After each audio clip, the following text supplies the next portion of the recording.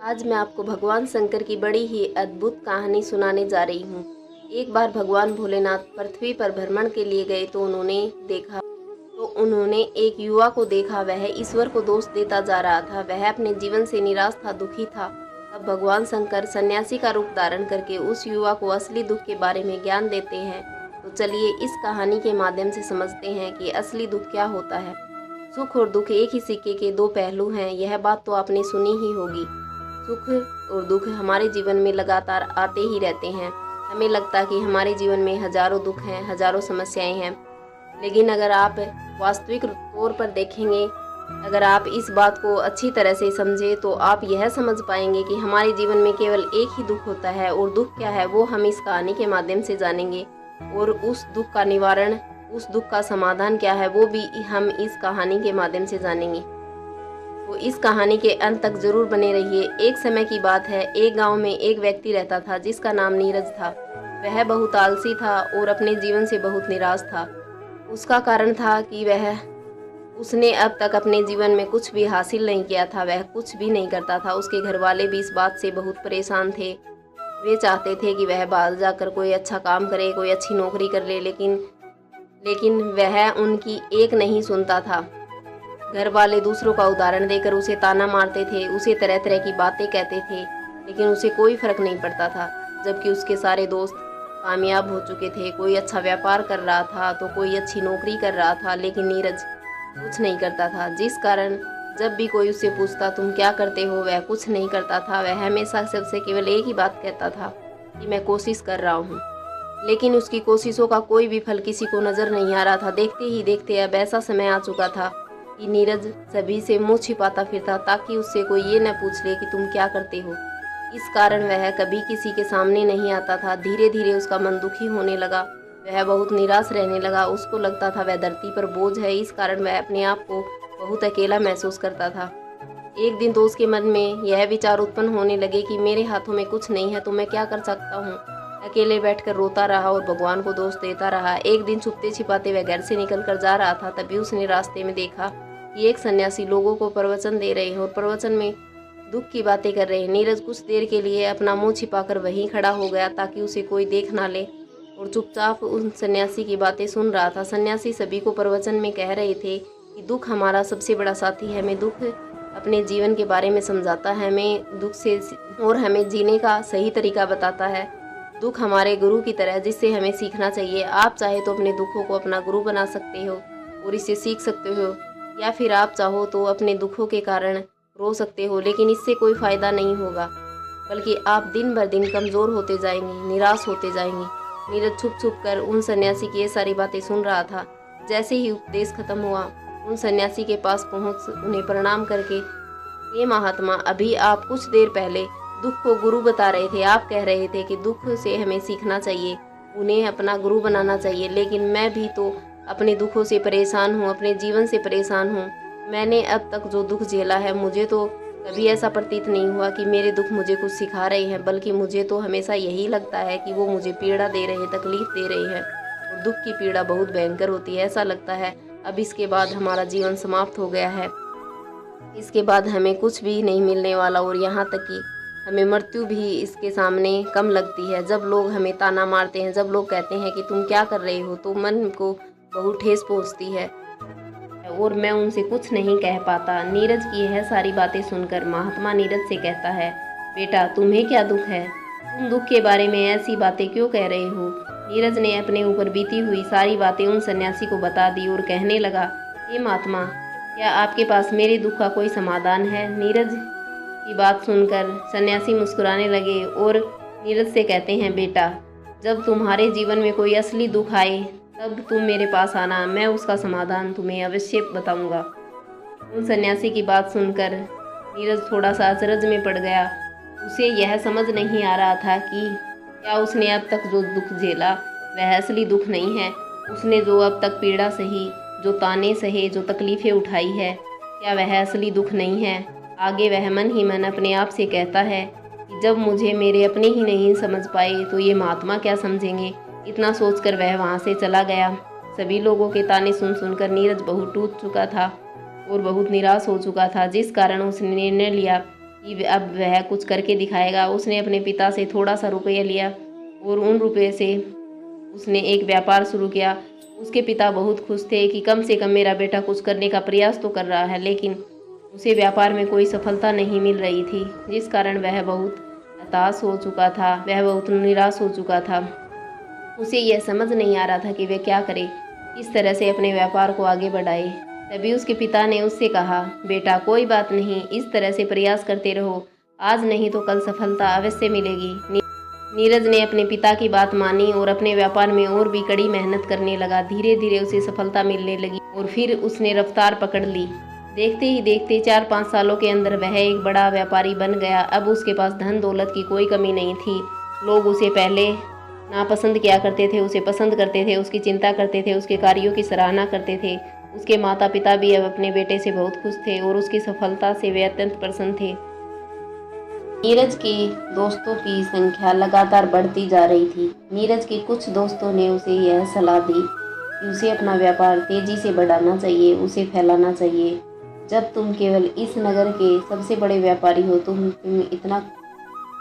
तुम इतना खुश हो, तुम्हारे साथ इतने सारे लोग हैं। वहीं पर तुम सोचो कि जब तुम इस राज्य के सबसे बड़े व्यापारी बन जाओगे, तब तुम्हारे यहाँ पर लोगों की भीड़ लग जाएगी। लोग तुमसे मिलने के लिए समय निकालेंगे, यहाँ तक कि इस राज्य का राजा भी तुमसे मिलना चाहेगा, तुम्हारी तारीफ करेगा। यदि कभी ऐसी ज़रूरत आ पड़ी तो वह तुमसे धन भी उधार लेने के लिए अवश्य आएगा। नीरज को अपने दोस्त की यह बात पसंद आई। नीरज ने सोचा कि मेरे दोस्त सही कह रहे हैं, मुझे अपने व्यापार को और बढ़ाना चाहिए, फैलाना चाहिए, तभी तो हर कोई मेरे बारे में जान सकेगा, हर कोई मुझे पहचानेगा। जिस कारण उसने कुछ अनुचित कार्य करना शुरू कर दिया ताकि उसका व्यापार जल्दी से जल्दी और बड़ा हो जाए। उसने कई लोगों से अधिक मात्रा में धन उधार ले लिया, जिससे उसके ऊपर काफ़ी ऋण हो चुका था। और इतना ही नहीं, वो यहाँ पर भी नहीं रुका। उसने अधिक से अधिक मुनाफा कमाने के चक्कर में अपने माल की गुणवत्ता को खराब कर दिया, जिससे अब उसके माल में अब वो बात नहीं रही जो पहले हुआ करती थी। लेकिन वह अपने दोस्तों की बात सुनता रहा। जैसा उसके दोस्त कहते वो वैसा ही करता चला जा रहा था। यहाँ तक कि उसने अपने व्यापार को और भी तीव्रता से बढ़ाने के लिए अपने से दूसरे छोटे व्यापारियों के खिलाफ षड्यंत्र भी रचना शुरू कर दिया। इस कारण उसके मन में अब पहले जैसा सुकून नहीं था। उसे अब रातों को नींद नहीं आती थी। वह केवल एक ही विचार में लगा रहता था कि किस तरह से उसका व्यापार पूरे राज्य में फैल जाएगा और वह इस राज्य का सबसे बड़ा व्यापारी बन जाएगा। जिस कारण वह दिन रात इसी मेहनत में लगा रहता कि उसका व्यापार जल्दी से जल्दी बड़ा हो जाए। हालांकि उसके पास अब सब कुछ था, धन दौलत, अच्छा घर, गाड़ियाँ, नौकर चाकर, सभी सुख सुविधा, लेकिन उसके बावजूद भी वो उन चीज़ों का लाभ नहीं उठा पा रहा था, क्योंकि उसका पूरा ध्यान केवल अपने व्यापार को और उन्नति पर ले जाना था। एक दिन नीरज अपनी गाड़ी में बैठकर एक मार्ग से होकर गुजर रहा था। तभी रास्ते में उन्हें गुरुवर का आश्रम दिखाई दिया। यह देखकर वह उन सन्यासी महात्मा के पास गए और बोले और कहने लगा, हे महात्मा, आपने कहा था कि जब मेरे जीवन में कोई असली दुख आएगा तब मैं आपके पास आऊँ। इस कारण मैं यहाँ पर आया हूँ। आज मैं बहुत दुखी हूँ। मैं रातों को सो नहीं पाता। मेरे पास सब कुछ होते हुए भी मैं उनका लुत्फ नहीं उठा पाता। उसने सारी बातें एक एक करके बता दी। महात्मा बोले, बेटा, जब तुम पहली बार यहाँ आए थे तब भी तुम बहुत दुखी थे, लेकिन तब तुमने अपने दुख से क्या सीखा था? इसके जवाब में नीरज ने उस सन्यासी से कहता है, हे महात्मा, जब मैं अपने जीवन में कुछ नहीं कर पा रहा था तब मैंने अपने दुखों से यह सीखा था कि केवल सोने मात्र से कुछ नहीं होगा, उसके लिए हमें कुछ करना भी पड़ेगा। और केवल कोई कर्म करना ही उसे सफल नहीं बनाता, बल्कि उसे कर्म को उसके अंजाम तक पहुंचाना हमें सफल बनाता है। फिर चाहे रास्ता कैसा भी हो, फिर चाहे स्थिति कैसी भी हो, फिर चाहे कितनी बाधाएं आपके रास्ते में क्यों ना आए, चाहे ऐसा क्यों ना लगे अब आपके जीवन में कुछ नहीं बचा और आप कुछ नहीं कर सकते, तब भी हौसला बनाए रखो, उम्मीद न छोड़ो और अपने कार्य पर डटे रहो। यह सोचकर जब तक मैं अपने कार्य को सफल नहीं कर लेता, जब तक मैं अपने लक्ष्य तक नहीं पहुंच जाता, तब तक मैं इस कार्य को करता रहूँगा। मैं इस कार्य में अवश्य सफल होकर रहूँगा। जबकि बाकी लोग केवल सफल लोगों को महत्व देते हैं, उनके कर्मों को नहीं। नीरज की यह सारी बातें सुनकर वह सन्यासी मुस्कुराने लगा और नीरज से कहते हैं, बेटा, जब तुम्हारे जीवन में असली दुख आए तब तुम मेरे पास आना, मैं तुम्हारी समस्या का समाधान अवश्य करूँगा। इतना कहकर वह सन्यासी वहाँ से उठकर चले गए। नीरज एक बार फिर से उनकी यह बातें सुनकर आश्चर्यचकित रह गया। उसे अभी यह समझ नहीं आ रहा था कि क्या उसने जो दुख देखा, उसने जो तकलीफें सही, वह असली दुख नहीं। उसके मन में अब एक सवाल उत्पन्न होने लगा था कि असली दुख क्या है और इसकी पहचान क्या है, और मुझे कैसे पता चलेगा कि इस समय मुझे असली दुख है। लेकिन उसने कुछ नहीं कहा, वह सब सोच ही रहा था। तभी वह सन्यासी नीरज के पास एक बड़ा सा घड़ा लेकर आया। उस घड़े के अंदर सोने के सिक्के थे। उस घड़े को देते हुए सन्यासी नीरज से कहता है, बेटा, तुम इसे उस पेड़ के नीचे दबा दो, क्योंकि ये मेरे किसी काम का नहीं। जब मुझे इसकी ज़रूरत पड़ेगी तब मैं इसको खोद कर निकाल लूँगा, लेकिन अभी के लिए इसे वहाँ मिट्टी के नीचे दबा दूँ। तो नीरज ने उसे सन्यासी की बात मान ली और उस घड़े को उस पेड़ के नीचे जाकर मिट्टी में दबा दिया। इतना करके वह गुरुवर को प्रणाम करता है और वहाँ से वापस अपने घर को लौट जाता है। समय बीतता गया। समय के साथ साथ नीरज व्यापार में और भी ज़्यादा उन्नति कर चुका था, लेकिन माल की गुणवत्ता अच्छी न होने के कारण अब उसके व्यापार में घाटा होने लगा और धीरे धीरे ऐसा समय आया कि उसका व्यापार पूरी तरह चौपट हो गया। लेकिन वह तो यह सोचकर निश्चिंत था कि उसने जो कुछ भी कर्ज लिए है वो अपने दोस्तों से लिए है, जिस कारण उन्हें लौटाने में थोड़ी देर अवश्य कर सकता है। वह तो यह सोच ही रहा था कि उसके दोस्त उसका बुरे समय में साथ देंगे, लेकिन सबसे पहले उसके दोस्त ही उसे अपना कर्ज वापस लौटाने की मांग करने लगे। तब नीरज को एहसास हुआ कि कोई भी अपना नहीं है। उसने अपने दोस्तों से कर्ज को लौटाने के लिए थोड़ी मोहलत मांगी, लेकिन नीरज के किसी भी दोस्त ने उसे कर्ज लौटाने के लिए मोहलत नहीं दी, बल्कि वे लोग उसे जान से मारने की धमकी देने लगे। अपने दोस्तों के मुंह से यह सब बात सुनकर नीरज बहुत आश्चर्यचकित रह गया। जो कुछ सोच रहा था सब उसका उल्टा पड़ गया। जिस व्यापार के चलते उसके इतने दोस्त बने थे, इतने शुभचिंतक बने थे, वे सब उससे दूर होने लगे। हर कोई उससे पीछा छुड़ाना चाहता था, कोई भी उसका साथ नहीं देना चाहता था। धीरे धीरे उसकी सारी संपत्ति नीलाम हो गई। अब उसके पास कुछ नहीं बचा। वह सड़क पर आ चुका था। उसने हार मानकर अपने माता पिता से कहा, पिताजी, मेरी मदद कीजिए, मेरे ऊपर बहुत ऋण है, मुझे उसे लौटाना है, कृपया करके मुझे थोड़ा धन दे दीजिए। इस पर नीरज के पिता ने नीरज से कहा, बेटा, मेरे पास तो ले देकर बस यही एक छोटा सा घर है। अगर यह भी मैं तुम्हें दे दूंगा तो मैं और तुम्हारी माँ कहाँ रहेंगे? हम भी दर दर की ठोकरें खानी पड़ेगी, हमें भी सड़कों पर भीख मांगनी पड़ेगी। ले देकर अब हमारे पास केवल यही संपत्ति बची है, इसलिए मैं तुमसे क्षमा मांगता हूँ। अपने माता पिता के मुख से यह सुनकर नीरज चुपचाप वहाँ से चला गया और मन ही मन यह सोच रहा था कि अब मेरे पास कुछ नहीं बचा, सब लूट गया, बर्बाद हो गया। अब मैं जी कर क्या करूँगा? अब मेरे पास केवल एक ही रास्ता है जिससे मैं अपने कर्जदारों से अपना पीछा छुड़ा सकता हूँ। यह सोचकर वह एक ऊंची सी पहाड़ी पर पहुंचकर वहाँ पहाड़ी पर चढ़ता ही जा रहा था कि तभी उसे याद आया कि उन सन्यासी ने क्या कहा था कि जब तुम पर असली दुख आए तब तुम मेरे पास आना, तुम्हारी समस्या का समाधान अवश्य करूँगा। यह सोचकर नीरज के मन में एक बार फिर उम्मीद की लहर दौड़ पड़ी। नीरज तुरंत दौड़ा और उन सन्यासी के पास पहुंचा और नीरज ने उन्हें प्रणाम करके अपने ऊपर बीती हुई हर एक बात बता दी और कहने लगा, हे महात्मा, आपने कहा था कि जब मेरे ऊपर असली दुख आएगा तब आप उसका समाधान अवश्य करेंगे। तब वह महात्मा नीरज की बात सुनकर मुस्कुराने लगे और कहते हैं, बेटा, कहाँ है असली दुख? जब तुम्हारे जीवन में असली दुख आएगा तो मैं उसका समाधान अवश्य करूँगा। अब सब्र का बांध टूट गया और नीरज ने उन सन्यासी से कहा, महात्मा, आखिर असली दुख होता क्या है?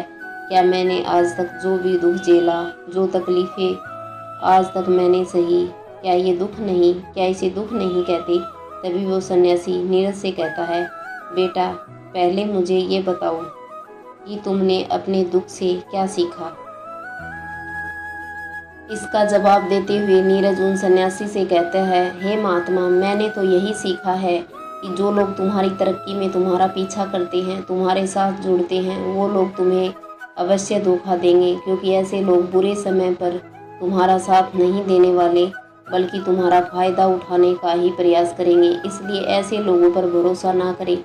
बल्कि जो लोग तुम्हारी असफलता के समय पर, तुम्हारे बुरे समय पर तुम्हारे साथ खड़े हैं, वही तुम्हारे असली मित्र हैं और वही तुम्हारे साथ रहते हैं। और ऐसे लोग तुम्हें बहुत कम मिलते हैं, और जिन्हें ऐसे लोग मिलते हैं उन्हें हमेशा उनकी कदर करनी चाहिए। आगे नीरज उन सन्यासी से कहता है कि जब तुम कोई कार्य कर रहे हो तो उसे पूरी ईमानदारी से करो, धैर्य रखो, लालच न करो, अपने लक्ष्य तक पहुंचने के लिए कोई भी षड्यंत्र न रचो, क्योंकि ऐसा करने से तुम्हारे साथ बुरा होगा और तुम्हें हमेशा नुकसान में रहोगे। नीरज की सारी बातें सुनकर सन्यासी उस पेड़ के पास पहुंचे। उन्होंने गड्ढा खोदा और वहां से घड़ा निकाल कर उसे नीरज के हाथों में थमा दिया। उसमें सोने के सिक्के भरे हुए थे। नीरज के हाथ में थमाते हुए उन सन्यासी ने कहा, लो इसे पकड़ो, और जब तुम्हारे जीवन में असली दुख आए तब तुम मेरे पास आना, मैं उसका समाधान अवश्य करूँगा। लेकिन उसने अपने हाथों में उस घड़े को देखा जिसके अंदर सोने के सिक्के थे। यह देखकर उसके मन में यह लगा कि चलो अब थोड़ी सी राहत अवश्य हो जाएगी, मैं अपने मित्रों का कर्ज लौटा सकूंगा और एक नया व्यापार भी फिर से आरंभ कर सकूंगा। जिस कारण उसने उन सन्यासी को प्रणाम किया, उनका धन्यवाद किया और वहां से चल पड़ा। नीरज ने उसे सोने के सिक्कों से सभी का कर्ज लौटा दिया और अपने लिए एक बार फिर से नया व्यापार शुरू किया। व्यापार छोटा था, लेकिन अब की बार नीरज बहुत खुश था। उसने पूरी ईमानदारी, मेहनत, लगन के साथ अपने व्यापार पर काम किया। देखते ही देखते एक बार फिर वह एक बड़ा व्यापारी बन गया। लेकिन अब की बार वो बहुत खुश था, क्योंकि इस बार उसने कोई लालच नहीं किया, किसी के लिए षड्यंत्र नहीं रचा, बल्कि उसने पूरी ईमानदारी और मेहनत के साथ अपने व्यापार पर काम किया। लेकिन जैसे जैसे आप धनी होते जाते हैं, वैसे वैसे आप अमीर बनते जाते हैं। समाज में एक डर उत्पन्न होने लगता है, और वह अपनी दौलत को ना खो देने का, जिस कारण आप लोग दान करना शुरू कर देते हैं, पुण्य करना शुरू कर देते हैं, लोगों की मदद करते हैं, ताकि आपके जीवन में कभी कोई दुख ना आए।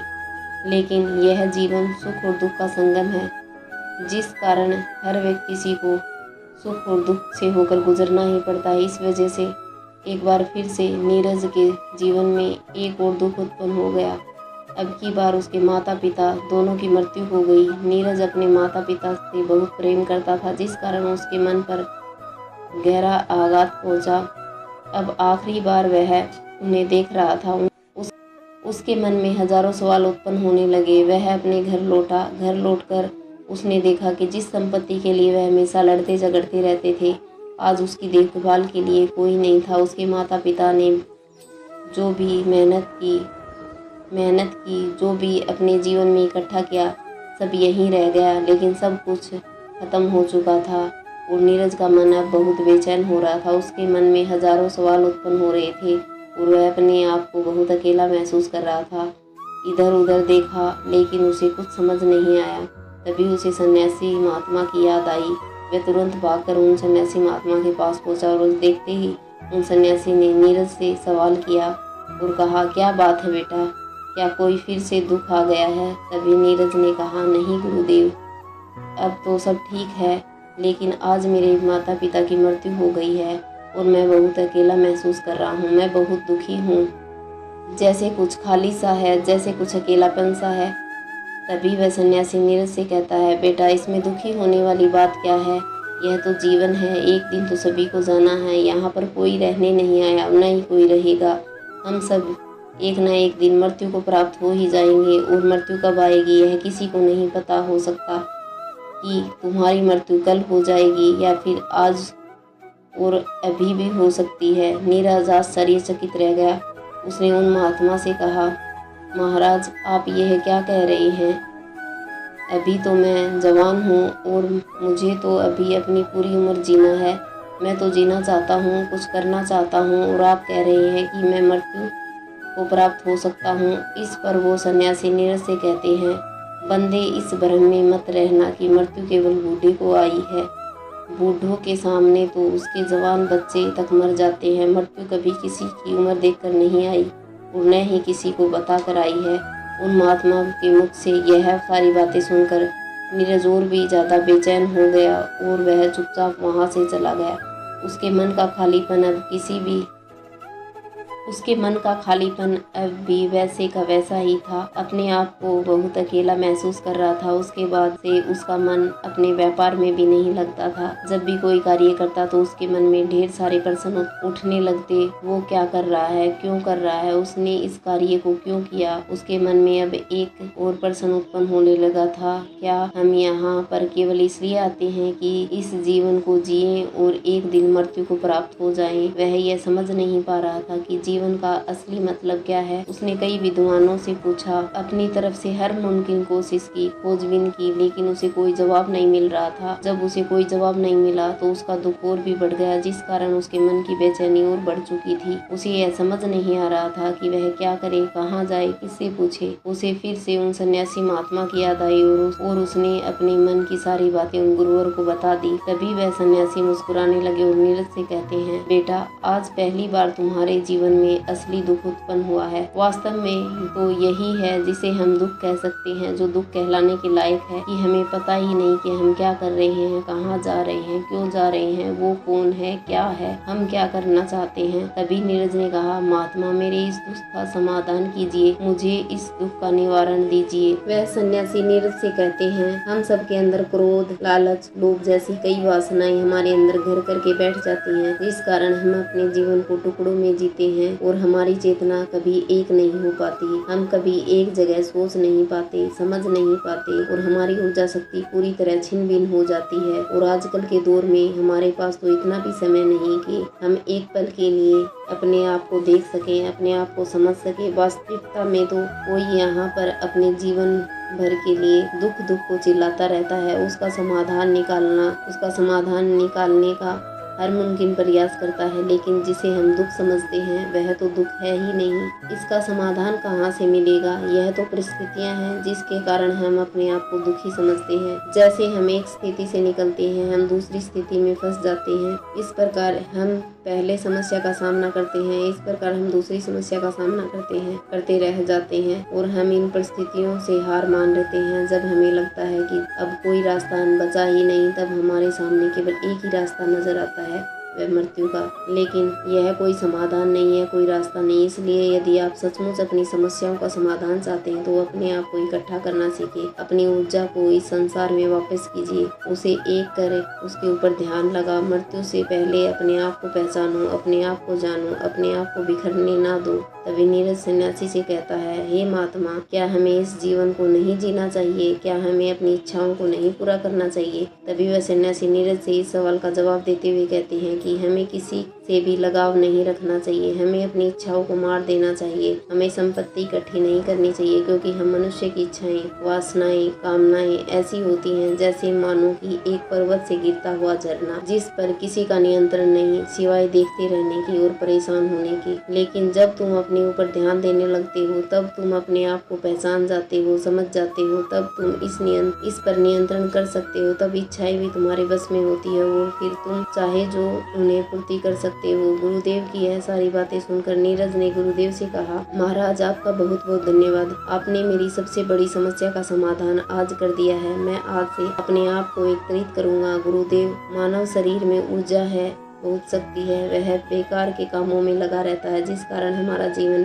भी बेकार की चीजों में लगा रहता है। लेकिन हम कभी भी इस पर ध्यान नहीं देते, हम अभी भी अपनी ऊर्जा को केंद्रित नहीं करते, अपने ऊपर कभी ध्यान नहीं देते। हमारा जीवन कुछ ऐसा है कि हम अपने जीवन में हमेशा अपने आप से, ऊपर वाले से सवाल करते हैं कि हमारे जीवन में इतना दुख क्यों है। हम सभी के मन में यह सवाल तो अवश्य ही उठता है और इसका जवाब है कि वह ईश्वर यह चाहता है कि हम अपने जीवन के अंतिम दुख तक पहुंच सके, उसे उसकी गहराई तक पहुंच सके, जहां पर हमें यह पता चल सके कि हमने अभी तक अपने आप को नहीं जाना, अपने आप को नहीं पहचाना। मानव शरीर के अंदर जो ऊर्जा है, जो शक्ति है, उसके बारे में हम अभी तक नहीं जानते। हम अपने आप को चाहे तो एकत्रित कर सकते हैं, अपने आप को नियंत्रण कर सकते हैं, लेकिन हम अपनी इस ऊर्जा का बेकार उपयोग करते हैं, व्यर्थ की चीज़ों में लगा देते हैं, जिस कारण हम अपने आप को कभी नहीं पहचान पाते, न कभी अपने आप पर नियंत्रण रख सकते हैं। लेकिन यदि आप अपने आप को जानना चाहते हैं, अपने आप को पहचानना चाहते हैं, तो पहले आप खुद को एकत्रित करना होगा, अर्थात ध्यान लगाना होगा। ध्यान से ही आप अपने दुखों की उन समस्याओं का समाधान निकाल सकते हैं और तभी आप अपने आप को पहचान सकते हैं, जान सकते हैं और अपने जीवन के हर दुखों का समाधान कर सकते हैं।